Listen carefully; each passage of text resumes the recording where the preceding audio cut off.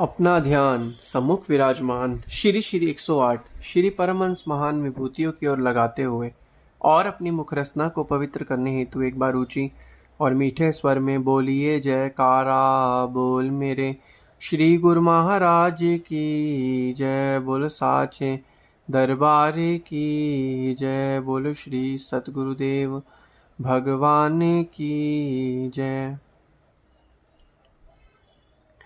कहते हैं कि इस दुनिया में हर एक इंसान जो है अपना जीवन जी रहा है, हर एक इंसान जो है कर्म करता है।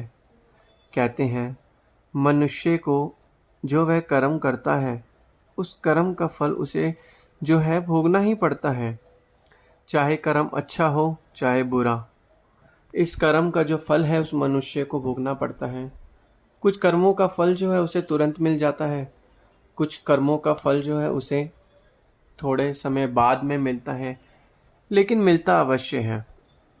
कहते हैं कि जब हमारे बुरे कर्म ज़्यादा होते हैं और अच्छे कर्म कम होते हैं तो हमें उस बुरे कर्म का जो फल है वो जो है अगले जन्म में, इस जन्म में तो मिलता ही है और अगले जन्म में भी मिलता है।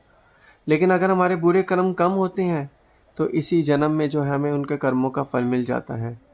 हमारे कर्म जो है, अगर हम सोचें हम बुरे कर्म अगर करते हैं और हम सोचें कि हम अच्छे कर्म करके हमारे बुरे कर्म नष्ट हो जाएंगे, ऐसा नहीं होता। हमें उन कर्मों का फल जो है देना ही पड़ेगा। अच्छे कर्म से बुरे कर्म खत्म नहीं होते। इसलिए वक़्त के संत महापुरुष फरमाते हैं कि हमें हमेशा जो है अच्छे कर्म करते रहना चाहिए। लेकिन मनुष्य जो है तब भी मोह माया के बंधन में आकर जो है बेकार बुरे कर्म जो है कर बैठता है और बाद में जो है वो पछताता है। इसलिए वक़्त के संत महापुरुष हमेशा ये फरमाते हैं कि हमेशा जीव को जो अच्छे कर्म करने चाहिए, क्योंकि इन कर्मों का फल जो है उसे भुगतना ही पड़ेगा। एक बार की बात है, एक गांव में एक सेठ रहता था जो सुनार था। उसका काम वगैरह बहुत अच्छा चल रहा था, तो उसने सोचा कि मैं क्यों ना अपना काम आगे बढ़ाऊं। जब अपना काम आगे बढ़ाने का सोचता है तो वो क्या करता है, बाजार से बहुत ज़्यादा सोना मंगवा लेता है।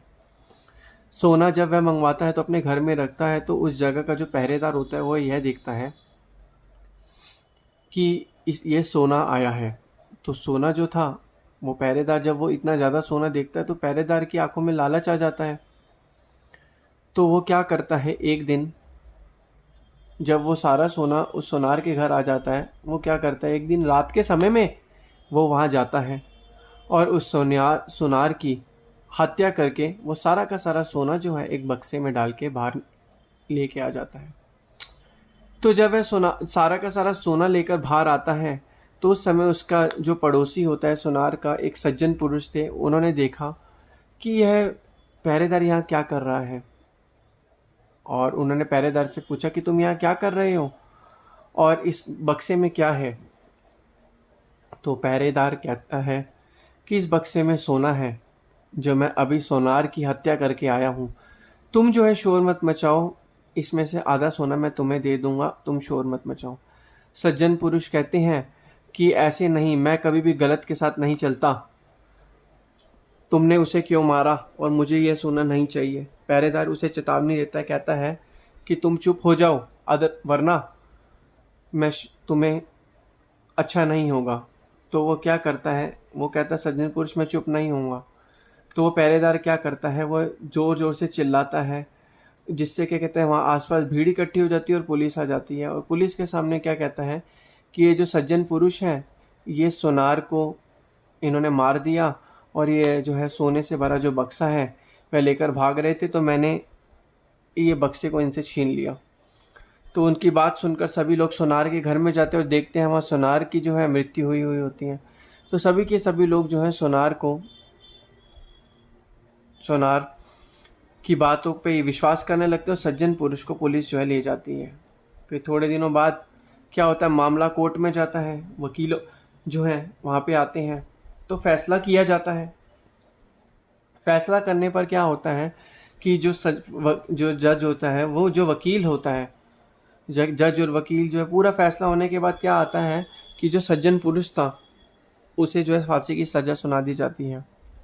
ऐसे में जो सज्जन पुरुष था जिसे फांसी की सज़ा सुना दी जाती है, वो क्या कहता है, हे भगवान, क्या कर्म का बंधन है, मैंने तो कुछ कर्म किया ही नहीं और जिसका फल मुझे मिल रहा है, खून तो इसने किया है पहरेदार ने, जिसका, और मैं तो निर्दोष हूँ और मुझे यहाँ जो है इसका फल मिल रहा है, मैंने तो कुछ किया ही नहीं। यह बात जब जज जो है फैसला सुनाता है होता है, तो यह बात जो है वो उसकी सज्जन पुरुष की सुनता है, तो जज के दिमाग में बात आती है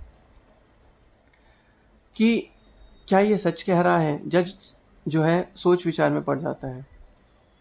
उतने में क्या होता है, क्योंकि जज जो होता है बहुत ही समझदार होता है, उतने में क्या होता है, खबर आती है जज के पास कि वहाँ पे एक गांव में जो है एक व्यक्ति ने जो है किसी दूसरे व्यक्ति की हत्या कर दी और वहाँ पर जो है उसकी जो है लाश पड़ी हुई है। तो जज क्या कहता है, जो पहरेदार और जो सज्जन पुरुष है उसको कहता है, अपना फैसला जब सुना दिया होता है, सुनाने के दौरान वो कहता है कि पहले जो है वो लाश जो है यहाँ पर लेकर आओ। तो वो क्या करते हैं, सज्जन पुरुष और जो है पहरेदार होता है वो दोनों जाते हैं, वो लाश को लेके आते हैं। जब वह लाश को देखते हैं तो लाश के ऊपर कपड़ा डला होता है और चारों तरफ खून खून होता है, तो वह जो है लाश को लेके आते हैं। तो वो एक चारपाई होती है, उसके ऊपर लाश रखते हैं, दोनों जने जो है वो चारपाई उठाकर लेकर आते हैं। तो रास्ते में आपस में आते समय दोनों बातचीत करते हैं।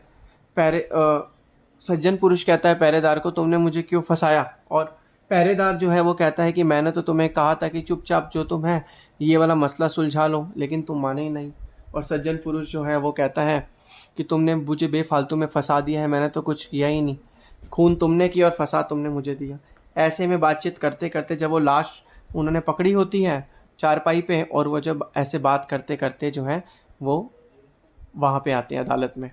अदालत में आते ही जो लाश ऊपर पड़ी हुई होती है वह एकदम से उठ पड़ती है, और उसके अंदर से सभी लोग क्या देखते हैं जब वह जज के सामने आता है, ये तो जज एक तो एक सिपाही है। जज साहब क्या कहते हैं कि यह एक सिपाही है, मैंने ही, मुझे तुम्हारी चाल में थोड़ा सा जो है डाउट लग रहा था, तभी मैंने ही ये जो है षड्यंत्र रचा था और मैंने ही ये तुम्हें सिपाही को रखा। और सिपाही भी उठ के कहता है कि जज साहब, खून जो है, असली खूनी जो है ये पहरेदार है, ये सज्जन पुरुष निर्दोष है। तो फिर क्या होता है, जज साहब जो है, क्योंकि उसने क्या करता है, वो लाश के रूप में बन के उसने उसकी सारी बातें सुन ली होती हैं। सारी बातें सुनने के बाद क्या होता है कि जो है सारी बातें जब वह सुन लेता है तो वो जो सिपाही जज साहब को सब कुछ बता देता है और पहरेदार को जो है उसकी सज़ा मिल जाती है। तो ऐसे में क्या करता है, जज साहब जो था वो कहता है कि सज्जन पुरुष को हम आपको कोई सज़ा नहीं मिली या पहरेदार को सज़ा मिलती है। तो वह जज जो था पूछता है उस सज्जन पुरुष से कि आप ये बताओ, क्या आपने कभी किसी की हत्या करी है? तो जो सज्जन पुरुष था वो जज की चतुराई और षड्यंत्र देखकर बहुत ही हैरान होता है। तो उसने सोचा कि पहले मैं झूठ बोलता हूँ, जो सज्जन पुरुष है, क्योंकि पहरेदार को तो सज़ा मिल गई थी फांसी की, क्योंकि जज ने जैसे सिपाही का बयान सुना तो पहरेदार को सीधा सज़ा दे दी।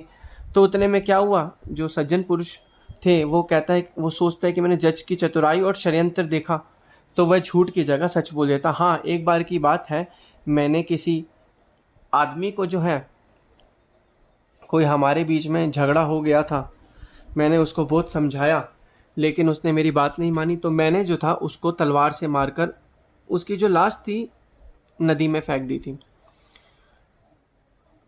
तो यह बात जज ने सुनी। जज सुनकर हैरान हो गया। जज ने कहा, अच्छा तो ये बात है, तभी मैं भी तो सोचूं कि मैंने आज तक कभी किसी का बुरा नहीं किया, ना ही मैंने आज तक कभी किसी की रिश्वत किसी से नहीं ली, तो मेरे हाथों कैसे ये गलत जो है न्याय हो सकता था। तो जज ने कहा, मेरे हाथों कैसे गलत ये न्याय हो सकता था, तो अब तुम्हें भी जो है तुम्हारे कर्म का फल मिलता है, तुम्हें भी अब मैं फांसी की सज़ा सुनाता हूँ, सज्जन पुरुष को जज साहब ने कहा।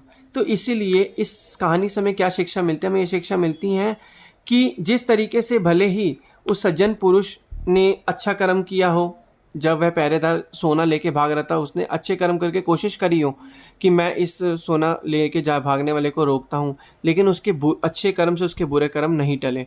उसको अपने उस बुरे कर्म का जो फल है वो मिला ही मिला। जिस तरीके से जज साहब ने उसकी बात सुन के उसको भी सजा सुना दी, उसने उसको कहा कि ये पहरेदार की सजा, तुम्हें भी फांसी की सजा होती है। इस तरीके से बुरे कर्म हमारा कभी पीछा नहीं छोड़ते, हमें भुगतने ही पड़ते हैं। तो इसलिए वक्त के संत महापुरुष हमें यही फरमाते हैं कि हमें हमेशा जो है अच्छे कर्म करने चाहिए, क्योंकि जितना हम लगातार अच्छे कर्म करेंगे उतना ही हमारा ध्यान भजन अभ्यास और भक्ति में लगेगा, और जितना हमारा ध्यान भक्ति में लगेगा उतना ही हमारे अंदर से अच्छे कर्म होंगे, हमारी भावनाएं अच्छी होंगी, और हमारे अंदर से हमेशा सच्चाई होगी, और हमारा जो है अच्छे कर्म करते जाएंगे तो हम पे जो है अच्छे कर्मों का ही हमें फल मिलेगा, जिससे हमारा ये लोक और परलोक दोनों सुखी होगा।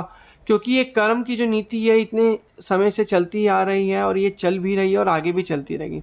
तो इसलिए संत महापुरुष हमें यही फरमाते हैं कि कभी भी किसी का बुरा नहीं करना, हमें कभी भी किसी को हमें दिल नहीं दुखाना, हमें हमेशा अच्छे कर्म करने हैं, जिससे क्या कहते हैं हमारे कर्म भी अच्छे बने, और अगर हमें उसका फल भी मिलता है तो वो भी हमें फल भी अच्छा ही मिले। बोलो जयकारा बोल मेरे श्री गुरु महाराज की जय, बोलो साचे दरबार की जय।